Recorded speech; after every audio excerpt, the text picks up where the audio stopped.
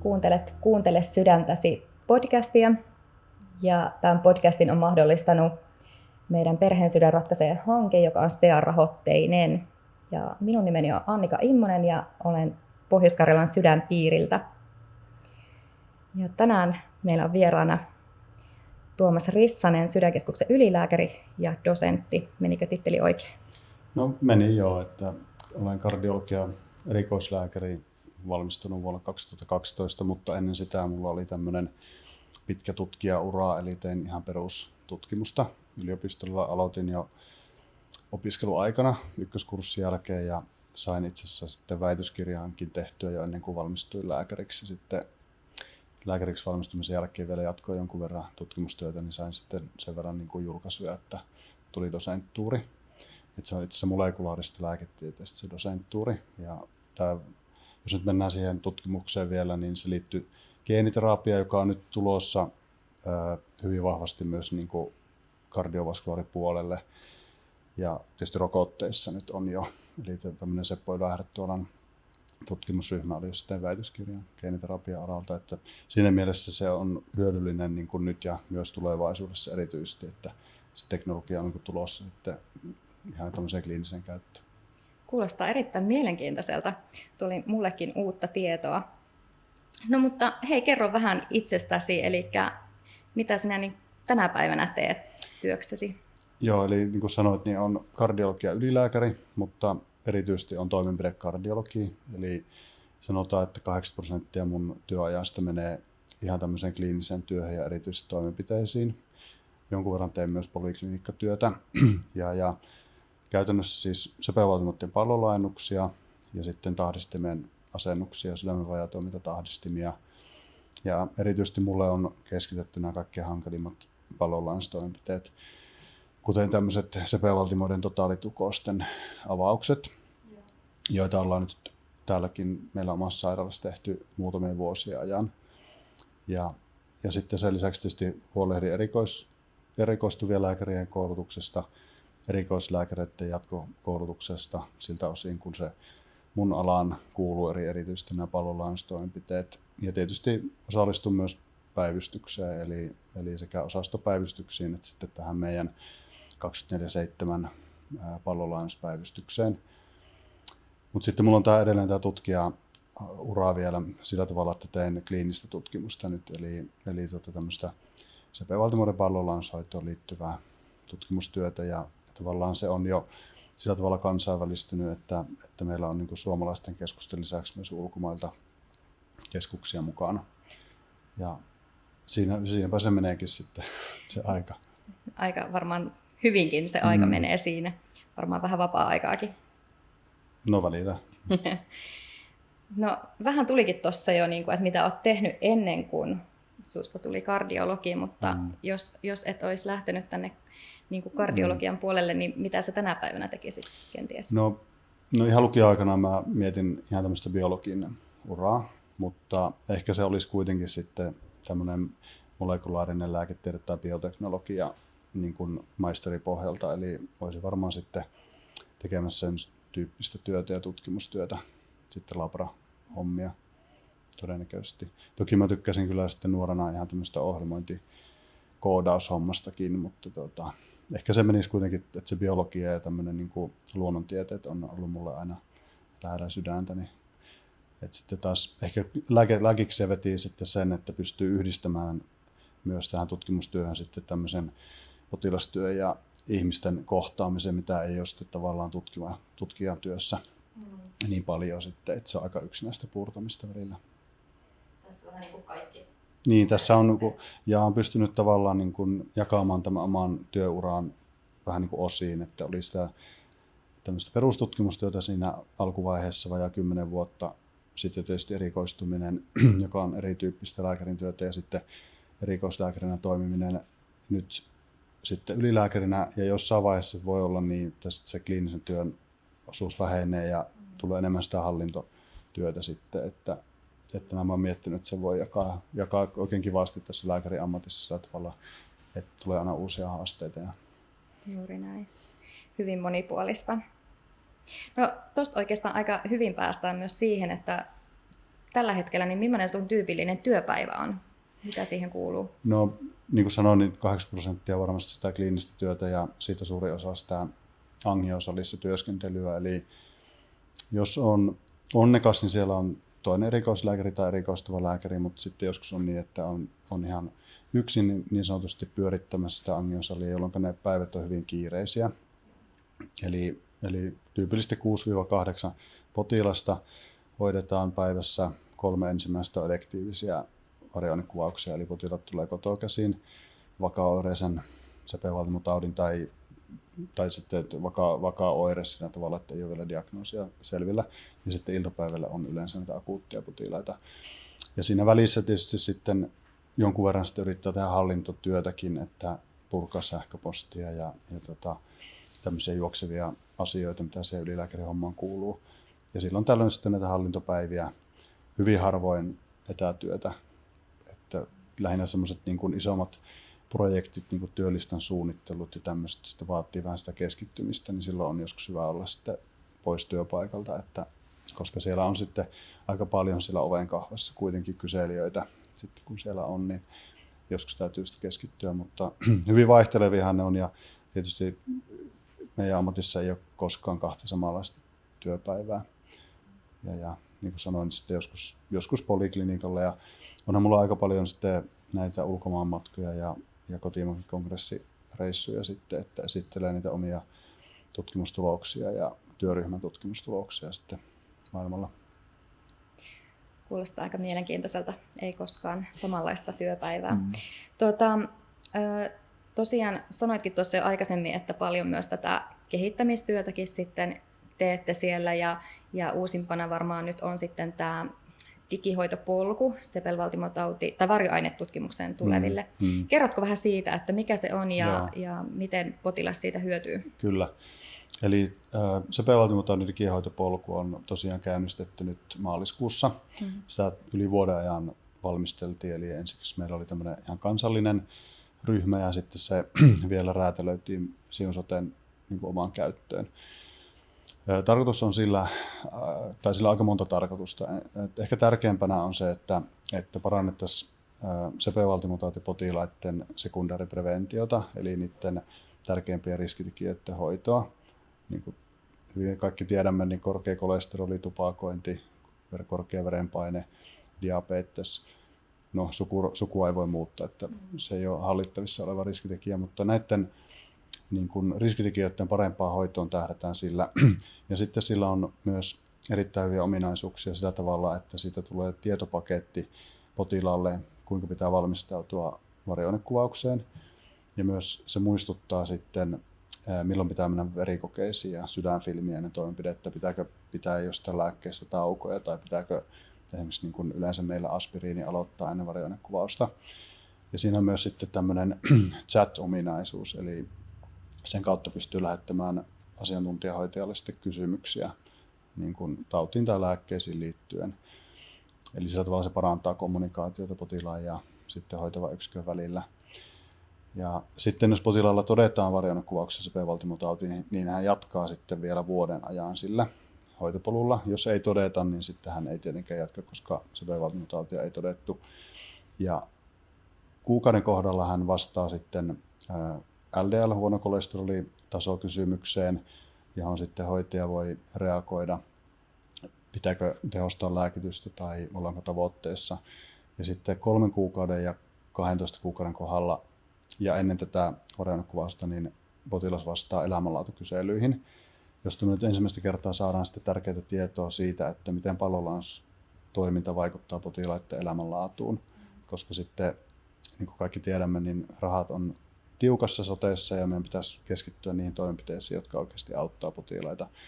Niin me nähdään, että kuinka paljon potilaat hyötyy siitä, että siellä on on rintakipu-kysymysosio ja sitten tämmöinen THL:n 15D elämänlaatukysely. Ja me ollaan saatu jo alustavaa tietoa siitä ja oikein positiivistakin tietoa, mutta näillä me pystytään osoittamaan sitten esimerkiksi päättäjille se, että meidän kannattaa jatkaa tätä sepelvaltimoiden palloillannustoimintaa.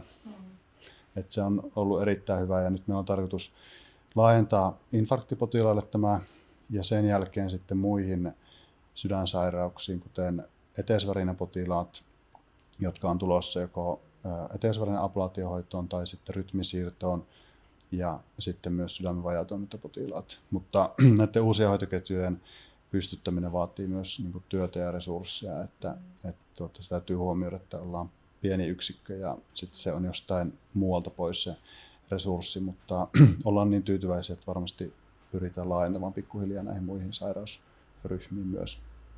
Kuulostaa erittäin hyvältä. Sanotko vielä, mikä se oli sen sovelluksen nimi? Se on tämmöinen kuin PaddyCare, on tämä applikaatio. Joo. Meillä sitä ei ole kustomoitu sillä tavalla niin kuin Siun Sotelle, että siitä joutuisi vähän maksamaan ekstraa, mutta esimerkiksi Tampereen sydänsairaalassa se kulkee nimellä Oma Sydän. Eli että siinä olisi mahdollisuus tavallaan sitten kustomoida, mutta kun potilas tulee tähän hoitoketjuun tai hoitopolulle, niin hänelle lähetetään tekstiviesti. Eli käytännössä silloin, kun hänet on kutsuttu varionekuvaukseen ja varionekuvaus on tulossa sitten tietyn ajan päästä, niin hän saa tekstiviestin, jossa on ohjeet sitten, miten tämä applikaatio ladataan älypuhelimeen ja sitten kuinka se hoitopolun sieltä saa käyntiin. Ja nyt kuulin itse asiassa eilen tältä firmalta, että Suomessa noin 83% potilaista on ottanut hoitopolun käyttöön. Tämähän toimii myös kirurgia-aloilla, muissa sairaaloissa ja muilla niin kuin lääketieteen aloilla, niin myös iäkkäät potilaat on ottanut oikein positiivisesti käyttöön ja monissa tapauksissa varmaan sitten iäkkäiden potilaiden omaiset auttaa sitten siinä aloituksessa. Että se on ollut yllättävänkin hyvä se prosentti. Todella hyvä, kun ajatellaan, että ikääntyneiden Kyllä. sairaus toki nuoremmassakin väestössä. Joo. No, sä pidät myös varmaan ihan perus niin kuin tämmöistä vastaanottoakin. Jonkun verran, joo. Joo, kyllä. Nyt puhuttiin siis siitä tilanteesta äskeisessä, että jos ihminen on niin kuin tulossa tämmöiseen Sepelvaltimon varjoainetutkimukseen, mutta jos nyt sitten ihminen on tulossa sinun vastaanotollesi, niin millaisia asioita hänen olisi hyvä, niin kuin, tai miten hän voi valmistautua? Voiko valmistautua? Toki tuossa tuli hyviä juttuja, mutta... No voi, eli mun mielestä on monia asioita, jotka meillä on itse asiassa, jos puhutaan poliklinikalle tulevasta potilaasta, johon viittasit, niin ne on semmoisessa tavallaan esitietokyselyssä. Eli kaikkein tärkein on ehkä muodostaa käsitys siitä, että minkä takia itse asiassa on tulossa sinne kardiologin vastaanotolle, että minkälainen se oire on, kuinka paljon se häiritsee itse asiassa elämänlaatua.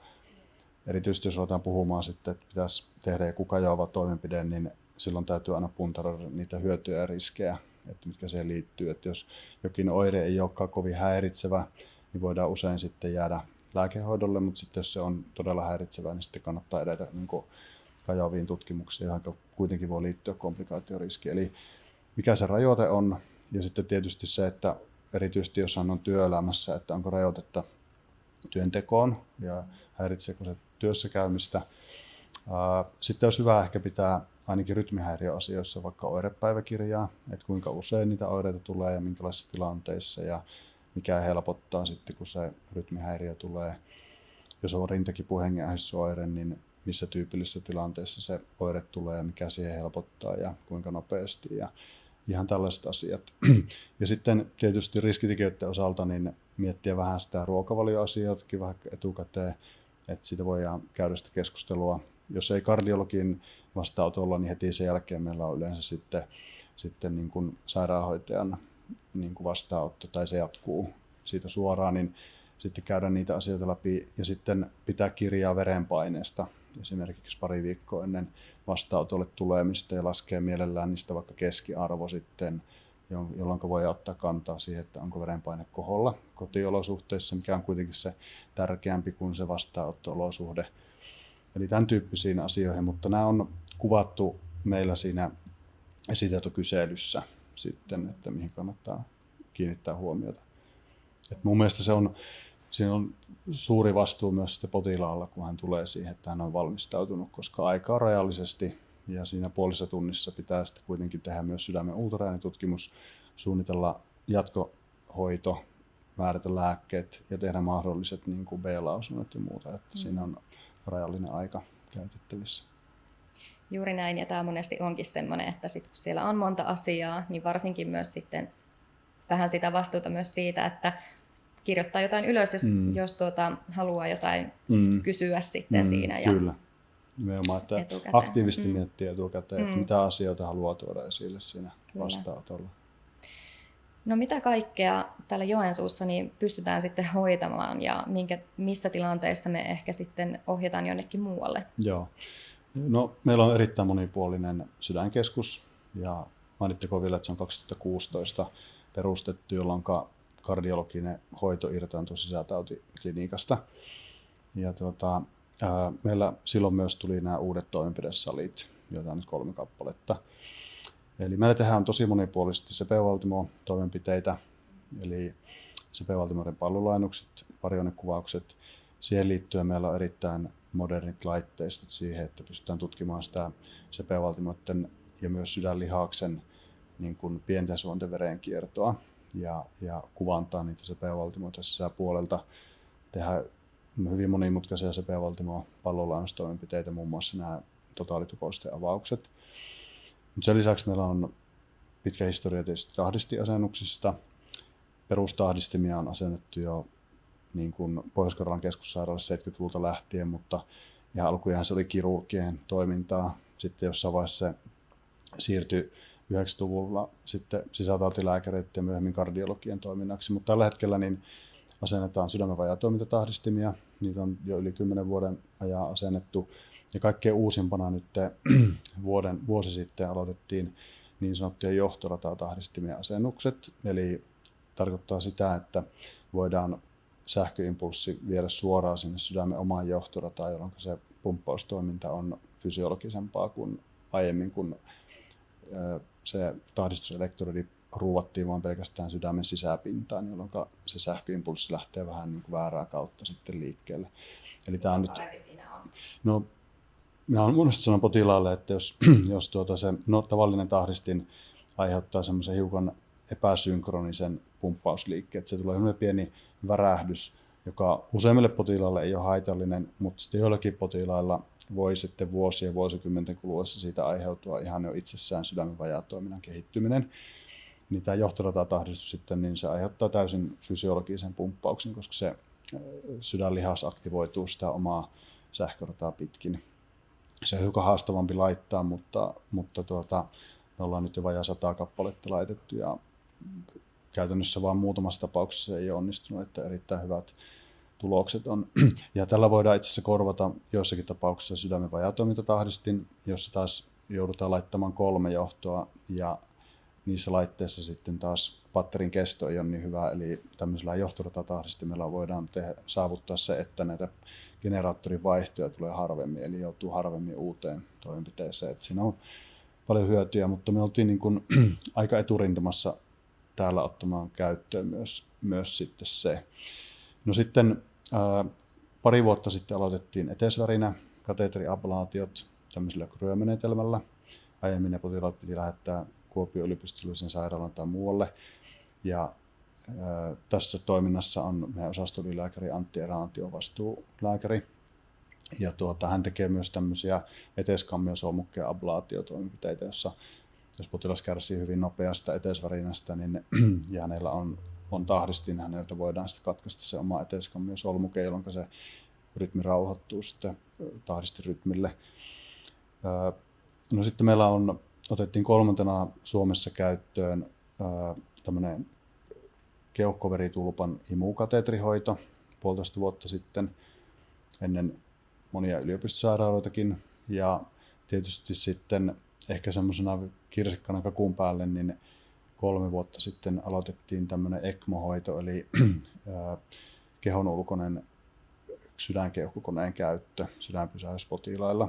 Eli me oltiin ensimmäinen keskussairaala Pohjoismaissa, joka otti tämän käyttöön, ja sen avulla on jo muutamien potilaiden henki pystytty pelastamaan. Ja näin, että meillä on tosi monipuolinen niin kuin toimenpidetarjonta. Sen lisäksi meillä on kuvantamisessa ollut jo yli 10 vuotta sydämen magneettitutkimus käytössä, ja 2017 lähtien sydämen PET-kuvaus, jolla voidaan sydäntulehdusta tutkia.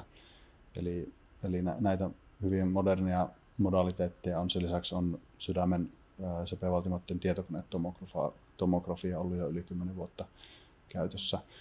Et mitä pitää lähettää muualle, niin on avosydänkirurgiset potilaat, eli jos tarvitaan avoleikkaus, joko ohitusleikkaus tai läppävian takia, tai sitten taviläppätoimenpide.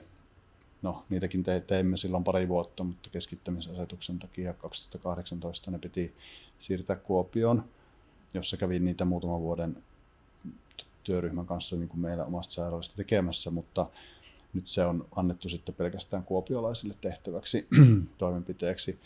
Ja sitten kaikkein harvinaisimmat tämmöiset elektrofysiologiset toimenpiteet, eli jossa muokataan sitä omaa sähkörataa, eteiskammiosolukkeen niin kuin kiertoaktivaatio, eli SVT-rytmihäiriöablaatiot, niin ne tehdään Kuopiossa. Mutta sanotaan, että niin kuin karkeasti 90-95% tarvittavista toimenpiteistä voidaan tehdä meillä omassa sairaalassa ja pieni osa sitten lähettää muualle. Toimenpiteet, jotka on niin harvinaisia, että ei ole kustannustehokasta tehdä niitä omassa sairaalassa tai niin kuin sydänkirurgia, että se ei ole edes mahdollista. Tämä on aika hyvä uutinen, kun kuitenkin tiedetään meidänkin väestönpohja ja sitten tämä sairastumisindeksi vaikka sepelvaltimotautien osalta. Kyllä, eli trendihän on se, että sepelvaltimotautia hoidetaan entistä enemmän pallonlaajennustoimenpiteillä ja ohitusleikkausten määrä on laskenut. Huippuvuosi oli vuonna 2000 tai 2001, kun vajaa 200 potilasta lähti vuosittain ohitusleikkauksia ja nyt se on 340 potilasta, eli se on tippunut murto-osaan. Ja ollaan todettu se, että omassa sairaalassa tehdyt toimenpiteet lisää sitä hoidon saatavuutta. Eli otan esimerkkinä sydämen vajaantoimintatahdistimen asennukset. Vuonna 2012 täältä lähetettiin 5 potilasta Kuopion yliopistolliseen sairaalaan näitä toimenpiteitä varten. 2013, kun me aloitettiin se toiminta itse, niin me tehtiin ekana vuonna 35 potilasta ja sitten se on vakiintunut 50. Eli aina on kynnys suurempi lähettää toiseen sairaalaan kuin se, että jos se on palveluvalikoimassa omassa sairaalassa. Plus sitten se, että näissä on yleensä niin, että omana toimintana saa 2 toimenpidettä tai 3 toimenpidettä yhden hinnalla, koska toinen sairaala ottaa aina siitä välistä merkittävän summan. Vaikka nyt puhutaan vaikka taviläppätoimenpiteestä, joka on kallis toimenpide, niin siinä se summa per toimenpide on noin 5 000 €. Eli että kannattaa niin kuin tiettyjä toimenpiteitä ilman muuta tehdä omassa sairaalassa ihan kustannussyystäkin. Kyllä. No jos me mietitään nyt, sydänleikkauksiakin on hyvin erilaisia ja näitä, mitä täällä meillä pystytään Pohjois-Karjalan alueella, eli tuossa Joensuun keskussairaalassa tekemään, niin mitä tämmöisen sydänleikkauspotilaan toipumiselle niin on niitä niin kuin kardiologin näkökulmasta niitä tärkeimpiä asioita? No mä erottaisin tässä niin kuin sydänleikkaukset, eli tämmöiset avoleikkaukset ja sitten nämä tämmöiset kansankielellä tähystystoimenpiteet, eli mitä me kardiologit tehdään verisuonia pitkin, eli muun muassa CP-valtimoiden pallonlaajennustoimenpiteet tai sitten tämä taviläppätoimenpide voidaan tehdä nivuusvaltimon kautta, niin nämä tehdään yleensä paikallispuudutuksessa ja näistä toipuminen on hyvin nopeata. Eli potilas pääsee samana päivänä jo jaloilleen ja sitten totta kai muutama päivä täytyy huolehtia, että se pistopaikka menee umpeen, että niin kuin 95% esimerkiksi pallonlaajennuksesta tehdään rannevaltimon kautta, niin muutama päivä täytyy pitää sitä kättä sillä tavalla levossa, että ei mitään raskasta nosta sillä. Toki sitten riippuu tilanteesta, että onko sairastunut sydäninfarktin vai onko tämmöinen vakaaoireinen CP-valtimotauti, jonka takia pallonlaajennustoimenpide on tehty. Sydäninfarktin jälkeen on tietyt aikamääreet, että raskasta liikuntaa pitää välttää. Se on yleensä viikosta maksimi 4 viikkoon. Tämmöisen vakaaoireisen taudin takia tehty pallonlaajennustoimenpide, niin heti kun pistopaikka on kunnossa, niin voi tehdä mitä huvittaa niin sanotusti. Mutta sitten avoleikkausten jälkeen se suurin haaste on se rintakehän luutuminen, että se vie tyypillisesti parista jopa 3 kuukauteen aikaa, että se on niin kuin kunnolla varmuudella luutunut. Että se on se kaikkein niin kuin haastavin siinä siinä sitten. Ja joskus tietysti, jos on ohitusleikkaus tehty, niin on otettu alaraajasta sitten ohitussiirteitä, että sielläkin on pitkä haava. Että lähinnä haavan parantumiseen liittyvät asiat. Mutta totta kai näihin liittyy sitten myös henkisen puolen asioita, että monesti sitten tämmöinen sydänsairaus saattaa olla tullut aika yllättäen. Erityisesti jos on tullut äkillisesti sydäninfarkti ja sen takia on tehty pallonlaajennus tai jopa ohitusleikkaus, niin sillä henkisellä puolella saattaa olla sitten asioita. Ja nythän meidän hoito on aika nopeata tai todellakin nopeata sillä sairaalassa. Tyypillistä hoitoajat infarktin jälkeen on 2-3 päivään.